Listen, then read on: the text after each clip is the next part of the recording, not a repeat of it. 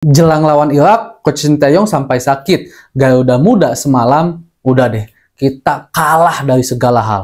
Mari kita bahas dari sudut pandang penikmat sepak bola, bukan pengamat sepak bola.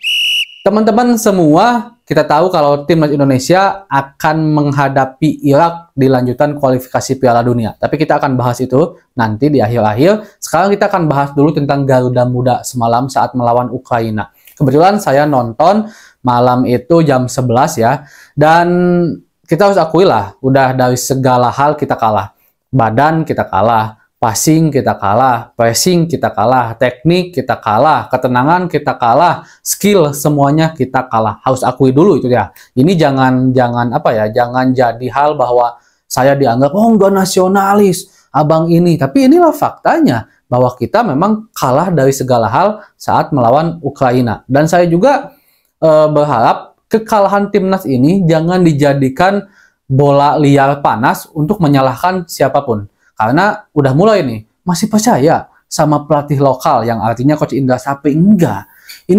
Itu satu hal yang bagi saya kurang setuju lah kalau saya. Kenapa? Karena Ukraina ini memang negara yang memiliki budaya sepak bola gitu.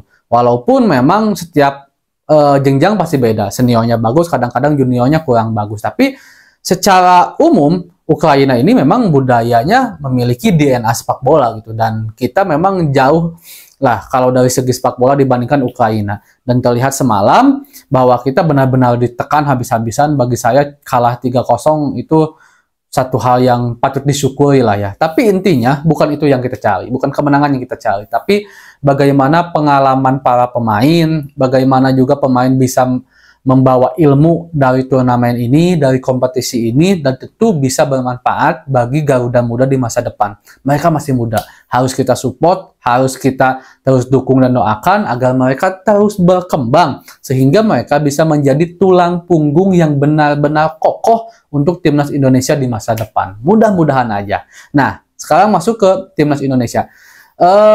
Coach Sinteyong kabarnya sempat agak sedikit mungkin kecapean lah ya, saya bilangnya sebelum laga melawan Irak, dan sempat juga katanya sampai dilarikan ke rumah sakit kalau saya nggak salah, mungkin karena kecapean. Tapi mudah-mudahan ada Coach Sinteyong bisa kembali sehat ya, dan benar-benar maksimal memberikan strategi kepada timnas Indonesia. Jelang melawan Irak, timnas Indonesia hanya perlu satu kali lagi menang, entah itu lawan Irak ataupun lawan Filipina.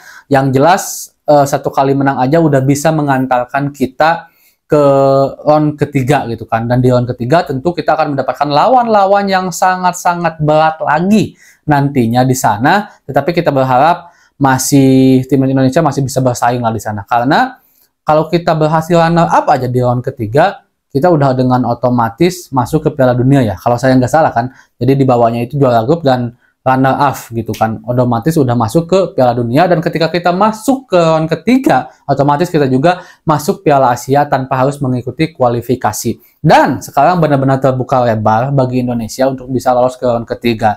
Dan untuk masalah Kelvin Perdong udah menjadi WNI, ini gercep banget. Saya rasa ini salah satu proses dari naturalisasi yang benar-benar cepat sekali lah. Tapi kita nggak tahu apakah Kelvin akan bermain saat melawan Irak atau enggak. Kalau lawan Filipina saya yakin main. Dan Jai Ijes juga yang berhasil promosi ke Serie A, dan alhamdulillah banget ini tentunya akan membawa dampak baik kepada timnas Indonesia. Dan mudah-mudahan saya harap Jai Ijes bisa bertahan di Venezia, atau kalau enggaknya pindah pun, entah itu pindah liga ataupun pindah tim, masih di Liga Italia, Jai Ijes bisa tetap bermain di Serie A. Itu yang paling utama. Siapa dimanapun timnya kita nggak masalah. Karena takut juga nih kalau sekarang Venezia masuk ternyata ke Serie A, Jai Ijesnya nggak diperpanjang. Itu berbahaya juga gitu kan. Karena kita tahu kalau tim Liga 2 naik ke Liga 1 tuh sering sekali 80% pemainnya diganti. Dan mudah-mudahan kalau diganti 80%, yang 20%-nya adalah Jai Ijes bertahan di sana. Amin, mudah-mudahan, karena itu akan sangat berguna untuk kemajuan skill Jai Ijes, yang tentunya akan sangat berguna juga bagi timnas Indonesia. Nah, Jai Ijes juga sepertinya tidak akan main saat melawan Irak karena udah mepet besok kan mainnya, dan kesiapan Jai Ijes belum tune juga, belum apalagi kecapean juga pastinya. Tapi kalau melawan Filipina saya yakin udah benar-benar bisa dibilang full tim lah timnas Indonesia. Dan melawan Irak ini menjadi salah satu tolak ukur lagi lah bagi saya. Tolak ukur bagi timnas Indonesia udah sejauh mana berkembang. Karena kita tahu kalau Irak ini adalah salah satu negara yang memiliki budaya sepak bola yang bagus di Asia.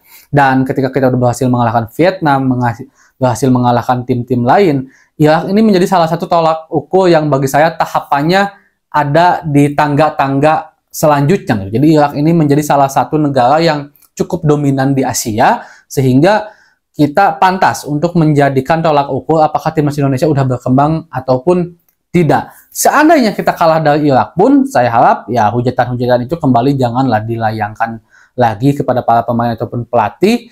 Dan tentunya kita sangat berdoa kalau timnas Indonesia bisa lolos ke round ketiga, nggak masalah lah kalah sama Irak juga. Mudah-mudahan bisa menang melawan Filipina. Walaupun saya sebenarnya mempunyai hal yang sangat optimis kalau melawan Irak pun kita akan menang. Apalagi bermain di GBK yang akan didukung oleh jeritan-jeritan para fans. Kok nggak lagu-laguan lagi ya, malah jeritan-jeritan. Tapi intinya mudah-mudahan timnas Indonesia bisa menang lah melawan Irak. Amin ya Allah ya Rabbal Alamin. Assalamualaikum.